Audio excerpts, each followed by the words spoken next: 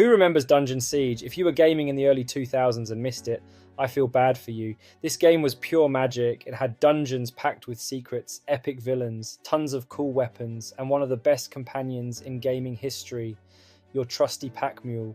You start the game as a humble farmer, just minding your own business, when a bunch of ugly, goblin-like Krug decide to ruin your day. They attack your farm, destroy everything, and suddenly you're off on an adventure across the entire kingdom of Ebb.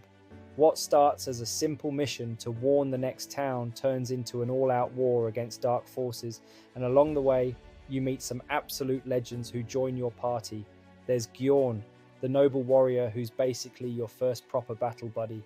Sartan, a knight who could take a serious beating. Zed, the badass archer who made picking off enemies from a distance feel incredible. Rusk, a nature-loving mage who could zap enemies with spells. And of course, your trusty pack mule. That donkey was an absolute lifesaver. Instead of constantly running back to town to sell stuff, you could just load it up with ridiculous amounts of loot and keep going. But then, the worst thing happens. If you weren't careful, that poor mule could die in battle. And let me tell you, when it happened, it hit hard. You think losing a Pokemon is bad? Try watching your hard-working, loot-carrying best friend collapse mid-fight. Brutal. Slightly off topic for a second. If you're new here, I talk about the things I love. Alien, Predator, The Lord of the Rings, and all things movies, plus the games I can't get enough of. It's all just my opinions. No drama or clickbait. Just fun, honest discussions. If you enjoy the video, don't forget to like and subscribe. It really helps get the content out there and grow the community. Now, back to Dungeon Siege. Unlike most RPGs where you just teleport around, Dungeon Siege made you walk the entire journey, and somehow that made it so much better. You fought through dark caves, frozen mountains, creepy swamps. Ugh, that swamp was the worst. Massive castles and ancient ruins filled with terrifying enemies.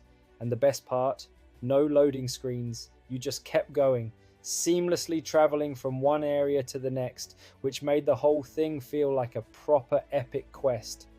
The towns were awesome too. Each one had its own unique vibe, full of NPCs, shops, and side quests. You'd roll into a village, sell all your junk, upgrade your gear, maybe pick up a new party member, and then head straight back into the action. The enemies in Dungeon Siege weren't messing around. You started with Krug, but then came skeletons, giant spiders, corrupted knights, and the terrifying Sek warriors, who were basically Dungeon Siege's version of the undead mixed with demons. The deeper you got into the game, the crazier the enemies became. The loot was legendary too. Whether you wanted to dual-wield swords, go full tank with a massive shield, or blast enemies from afar with ridiculously overpowered spells, the game had something for everyone. And the best part? You weren't just managing one character. You had a whole party to command. That meant you could strategize, or, if you're like me, just charge in and hope for the best. Speaking of strategy, one of the strangest and funniest things about this game was the fact that you could disband any character from your party, including the main character you started with. I don't know any other game where you can just yeet the protagonist out of the group and carry on like nothing happened. Imagine just walking into a town, telling your farmer-turned-hero to take a hike, and continuing the adventure without them. Absolutely wild. Now, I won't pretend everything was perfect.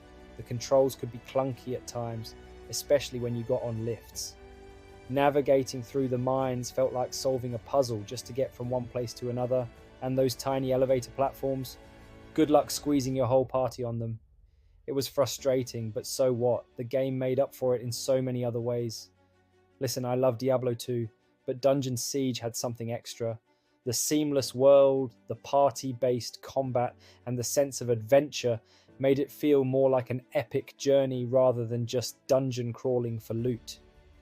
Sure, the camera could be annoying, especially when your teammates wandered off, but the game was so beautiful, even on my ancient, barely functioning PC, that I didn't care. I spent so many hours on Dungeon Siege, and honestly, I'd do it all over again. If you've never played it, go find a copy and experience this gem for yourself. The secrets, the battles, the world building, the pack mule, it all still holds up today. Did you play Dungeon Siege back in the day? Who was your favourite character? Let's hear your thoughts in the comments. And if you enjoyed this, consider dropping a like or even subscribing. Until next time, peace out.